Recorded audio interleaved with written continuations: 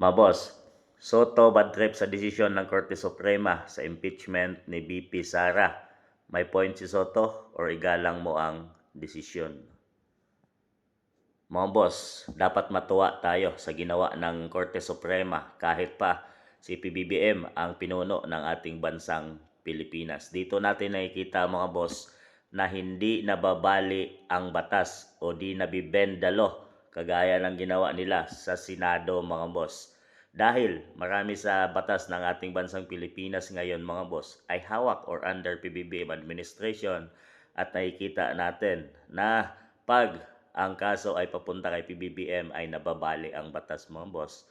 Pero pag ang kaso ay laban sa administrasyon ay mabilis na maaksyon ang batas dyan sa DOJ at sa Ombudsman. Dahil alam natin kung sino ang nakatalaga dyan mga boss. So dito dapat matuwa ang taong bayan dahil may batas pa tayo mga boss na ginagawa ang tama. Dahil nakita nila na minamadali ang impeachment trial, binili nila ang boto doon sa Kongreso at hindi sumunod sa tamang proseso kung paano gawin ang impeachment trial laban sa isang unimpeachable official mga boss kagaya ng presidente at vice president. So di nila nasunod ng tama yun mga boss. At nakita yun ng Supreme Court na ang kanilang talagang target sa kanilang pagsampa ng impeachment trial kay Vice President ay sa politika mga boss. So, ito ay paghahanda sa 2028 presidential election. Talaga yun ang target nila. So nakita yun ng Korte Suprema at sinabi nila na hindi dapat magamit ang impeachment laban sa kanilang pansariling pananaw at gamitin sa politika. So yun ang kaya naman hindi na binasura na ang impeachment trial laban kay BP Inday ng Supreme Court.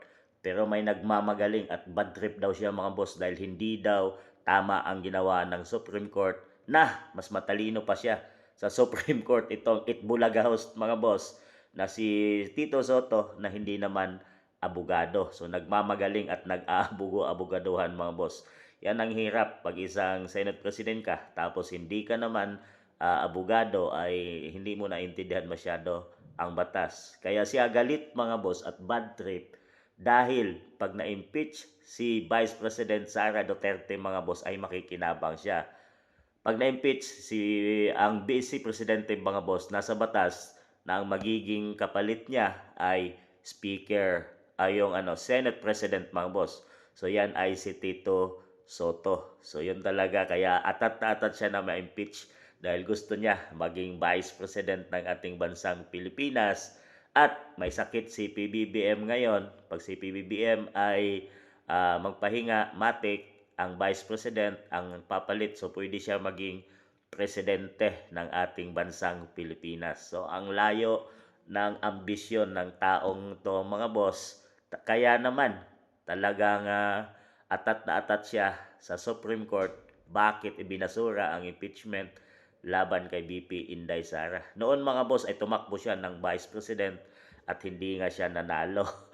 Mga boss. So kaya atat-atat ito maging Vice President ng ating bansang Pilipinas. So ano masasabi nyo tungkol kay Tito Soto na mas magaling pa sa Supreme Court mga boss?